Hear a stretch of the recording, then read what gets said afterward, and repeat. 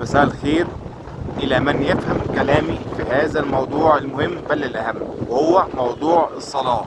موضوع الصلاة ده موضوع سري ما بين العبد وربه. لما العبد بيصلي لله سبحانه وتعالى، زي ما قلت، هو بيصلي لله، مش بيصلي للعبد اللي زيه. لو العبد اللي زيه ما شافوش بيصلي مش مهم، صفر وتحت الصفر كمان. لكن اهم شيء ان العبد ده بيصلي الى ربه ومش لعبد زيه.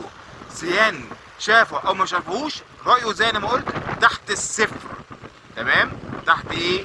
الصفر خالص. ولا يحلف ولا يقسم ولا يقول انا صليت اي فرض من الفروض قدام العبد. ما يهمهوش العبد، اللي يهمه مين؟ ربنا سبحانه وتعالى. مين اللي هيحاسبه؟ الله سبحانه وتعالى. مين اللي هيجازيه؟ الله سبحانه وتعالى. مين اللي هيديله حسنات؟ الله سبحانه وتعالى، مش العبد اللي زيه.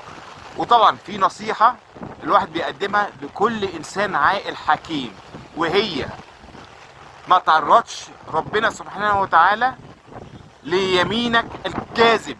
في ناس للأسف بيحلفوا بيمين الله باطل وكاذب.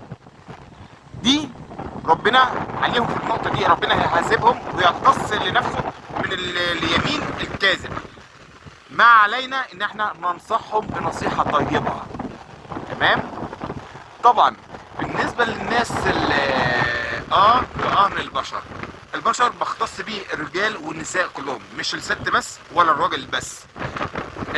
سبحان الله، تلاقي ناس كبيرة جدا بس عقلها صغير جدا. هي احنا استفزناك، هي احنا حرقنا دمك، هي احنا كذا احنا كذا احنا كذا. النوعية دي اوعى تجادلها ولا تناقشها. لما انت هتديلها، لما هتناقشها هتبطلها سكلها، عشان فكرها للأسف فكر غير سليم بالمرة.